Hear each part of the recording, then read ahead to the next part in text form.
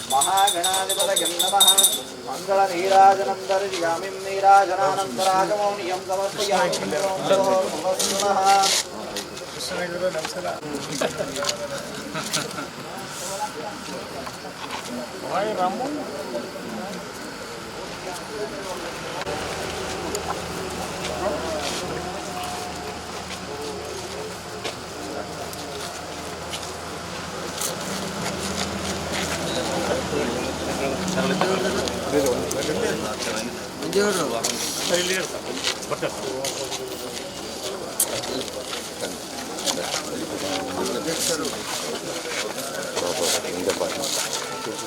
ನಮಸ್ಕಾರ ಎಲ್ರಿಗೂ.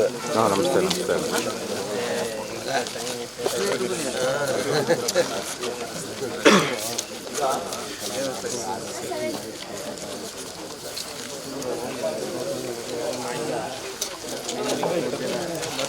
ನಮಸ್ಕಾರ.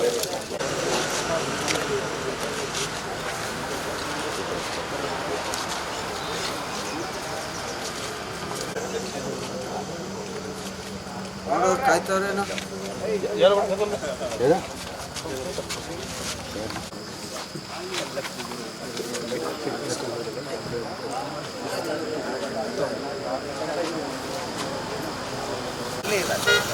ಹೋಗಿ ಸರ್ ಆಯ್ತಾ ಗಾಡಿ ಗಾಡಿ ಇದಾರೆ ಬಿಡಿ ಗಾಡಿ ಮುಂದೆ ಬೋಲಿ ಚಾಲನೆ ಕೊಡದೆ ಮುಂದೆ ಬೋಲಿ ಗಾಡಿ ಹಸ್ತಾಂತರ ಮಾಡ್ತಾರೆ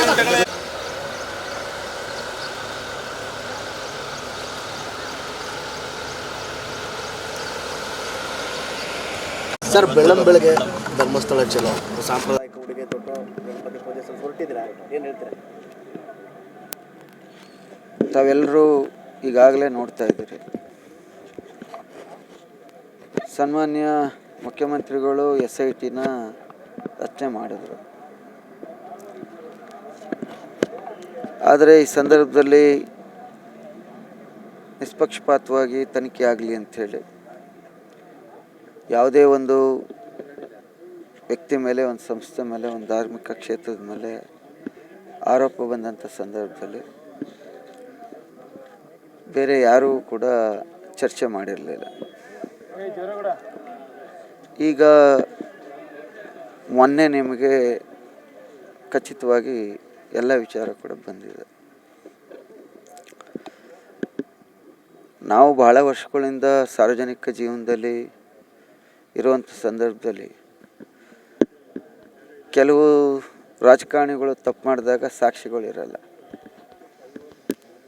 ಭಾಳಷ್ಟು ಹಿರಿಯ ಮುಖಂಡರುಗಳು ಧರ್ಮಸ್ಥಳ ಕ್ಷೇತ್ರಕ್ಕೆ ಕರೆದಿರ್ತಕ್ಕಂಥದ್ದನ್ನ ತಾವು ನೋಡಿದ್ದೀರಿ.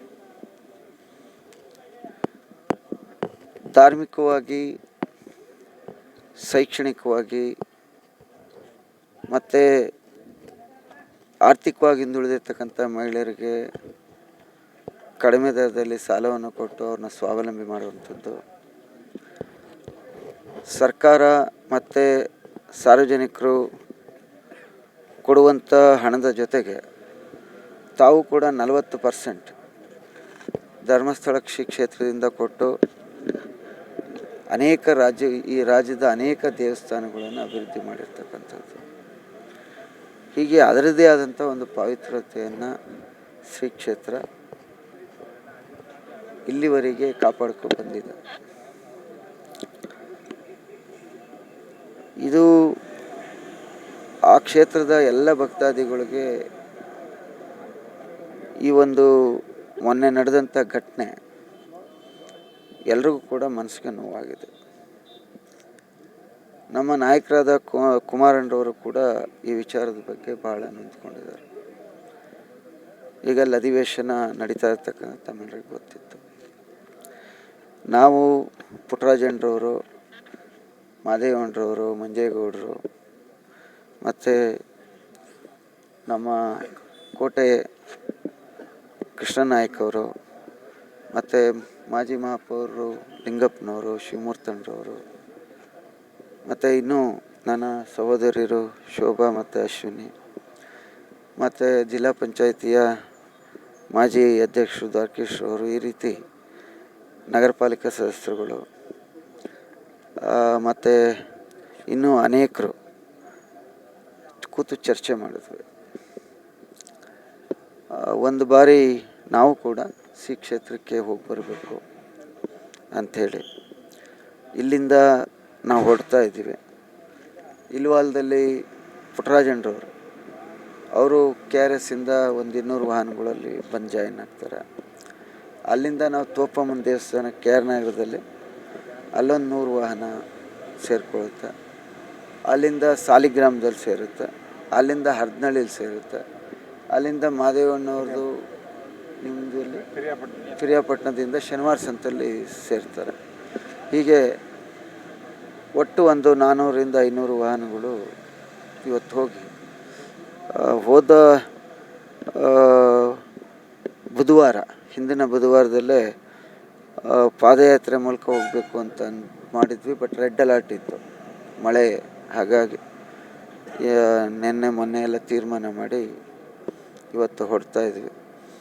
ಆದರೆ ನಮ್ಮೆಲ್ಲರ ಒತ್ತಾಯ, ಯಾರು ಈಗ ನೀವು SIT ಅವರು ಅವರನ್ನು ವಶಕ್ಕೆ ಪಡೆದಿದ್ದೀರಿ, ಇದು ಒಬ್ಬ ವ್ಯಕ್ತಿಯಿಂದ ಆಗಿರ್ತಕ್ಕಂಥದ್ದು ಅಲ್ಲ. ಇದರ ಹಿಂದೆ ಷಡ್ಯಂತ್ರ ಇದೆ.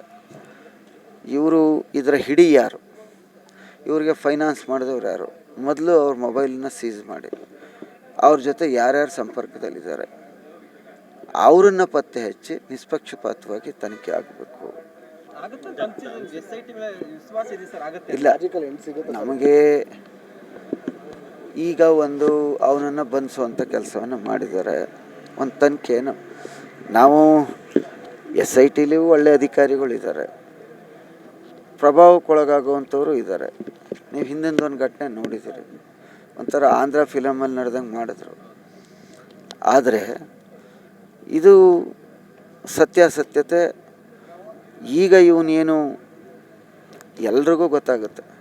ಅವನೊಂದು ಆರೋಪ ಮಾಡಿದಂಥ ಸಂದರ್ಭದಲ್ಲಿ ಒಂದು 100 ಕಳೆ ಬರಹನ ಹೂತಾಕಿದ್ದೀವಿ ಅಂತ ಹೇಳಿದ್ರು. ಮೇಲ್ನೋಟಕ್ಕೆ ನಾವು ಯೋಚನೆ ಮಾಡೋದು, ಒಬ್ಬ ವ್ಯಕ್ತಿ ಒಂದು ದೇಹನ ತೊಗೊಂಡು ಹೋಗ್ಲಿಕ್ಕೆ ಸಾಧ್ಯ ಇಲ್ಲ, ಒಂದು 4-5 ಜನರು ಬೇಕಲ್ಲ. ಹೇಗೆ ಇದನ್ನು ನಂಬಿದ್ರು, ಇದಕ್ಕೆ ಹೆಂಗೆ SIT ರಚನೆ ಆಯಿತು, ಇದ್ರ ಉದ್ದೇಶಗಳೇನು, ಇದು ಯಾರ ಷಡ್ಯಂತ್ರ, ನಂತರ ಅವನು ಇಷ್ಟೆಲ್ಲ ಆಗಬೇಕು ಅಂದರೆ ಅದರಿಂದ ಯಾರಿದ್ದಾರೆ ಇವೆಲ್ಲೂ ಬೆಳಕಿಗೆ ಬರಬೇಕು. ಆಗ ಮಾತ್ರ ಈ ಕ್ಷೇತ್ರದ ಬಗ್ಗೆ ನಂಬಿಕೆ ಇಟ್ಟಿರ್ತಕ್ಕಂಥ ಭಕ್ತರಿಗೆ ನಂಬಿಕೆ ಇಲಾಖೆ ಮೇಲೆ, ಸರ್ಕಾರದ ಮೇಲೆ ಬರುತ್ತೆ ಅಂತ ನಾವು ಒತ್ತಾಯವನ್ನು ಮಾಡ್ತಾ ಇದ್ದೀವಿ. ಈಗ ಅಪಪ್ರಚಾರದಿಂದ ಧರ್ಮಸ್ಥಳ ಮತ್ತು ಧರ್ಮಾಧಿಕಾರಿಗಳು ಕಳಂಕ ಮುಕ್ತರಾಗ್ತಾರೆ ವಿಶ್ವಾಸ ಇದೆ? ಅಲ್ಲ ನೋಡಿ, ಯಾರೋ ಒಬ್ಬರು ಇಬ್ಬರು ಕಳಂಕ ಮಾಡಿದ ಕ್ಷಣಕ್ಕೆ ಅಥವಾ ಮಾತನಾಡಿದ ಕ್ಷಣಕ್ಕೆ ಅದು ಕಳಂಕ ಅಂತ ಹೇಳಲಿಕ್ಕಾಗಲ್ಲ. ಆದರೆ ಒಂದು ಮನೆಯಲ್ಲಿ ಒಂದು 5 ಜನನ ಅಥವಾ ಒಂದು ಮದುವೆ ಮಾಡಿದಂಥ ಸಂದರ್ಭದಲ್ಲಿ ಒಂದು 3-4 ಸಾವಿರ ಜನ ಸಂತೈಸೋದೇ ಕಷ್ಟ. ಅಂಥದ್ರಲ್ಲಿ ಭಾಳ ವರ್ಷಗಳ ಕಾಲದಿಂದ ಅಷ್ಟು ಅಚ್ಚುಕಟ್ಟಾಗಿ ದಾಸೋಹವನ್ನು ಒಬ್ರಿಗೂ ಕೂಡ ವ್ಯತ್ಯಾಸ ಆಗದಾಗೆ ಪ್ರಸಾದವನ್ನು ವಿನಿಯೋಗ ಮಾಡುವಂಥದ್ದು, ದಿವಸಕ್ಕೆ ಸಾವಿರಾರು ಜನಕ್ಕೆ, ಇವೆಲ್ಲ ಶಕ್ತಿ ಇಲ್ದೇ ಆಗುವಂಥ ಕೆಲಸ ಅಲ್ಲ. ಅದರಿಂದ ಅವ್ರ ಮನಸ್ಸಿಗೂ ನೋವಾಗಿರುತ್ತೆ.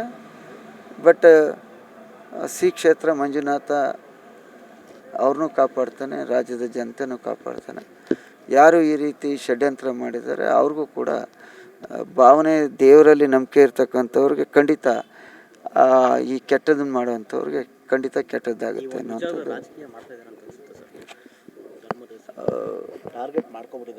ನೋಡಿ, ಈಗ ನಾವೀಗ ಒಂದು 15 ದಿವ್ಸಕ್ಕೆ ಮುಂಚೆ ನಾವೇನಾದರೂ ಇದನ್ನು ಯಾತ್ರೆ ಮಾಡಿದರೆ, ಇವರೆಲ್ಲ ನಮ್ಮ ತನಿಖೆಗೆ ಅಡ್ಡ ಮಾಡ್ತಾರೆ ಅಂತ ಹೇಳ್ತಿದ್ರು. ಈಗ ತನಿಖೆ ಎಲ್ಲ ಪೂರ್ಣಗೊಂಡಿದೆ, ಈಗ ಅವ್ರಿಗೆ ಗೊತ್ತಾಗಿದೆ. ಆದರೆ ಅವನನ್ನು ಮಾಡಿದ್ರೆ ಸಾಲದು, ಎಲ್ರಿಗೂ ಗೊತ್ತಾಗುತ್ತೆ ಇದರಿಂದ ಯಾರಿದ್ದಾರೆ ಅನ್ನುವಂಥದ್ದು.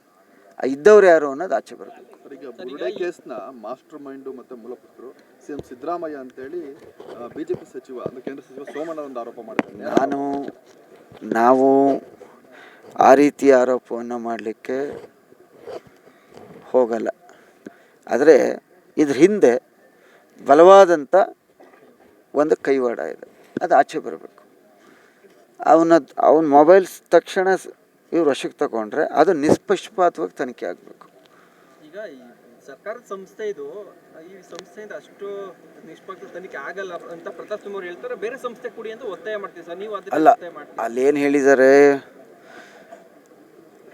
ಇವರು, ಈಗ BJP ಅವರು ಆರೋಪ ಮಾಡಿರೋ ರೀತಿ ಯಾರಾದರೂ ಸರ್ಕಾರದ ಕೈವಾಡ ಇದ್ದರೆ ಖಂಡಿತವಾಗಿ ಆಗ ಅದು ನಿಷ್ಪಕ್ಷಪಾತವಾದಂಥ ತನಿಖೆ ಆಗಲ್ಲ. ಅವರು ನ್ಯಾಯಮೂರ್ತಿಗಳ ಮುಖಾನ ಮಾಡಿ ಅಂಥೇಳಿ ಮಾಡಿ ಅಂತ ಹೇಳಿದ್ದಾರೆ.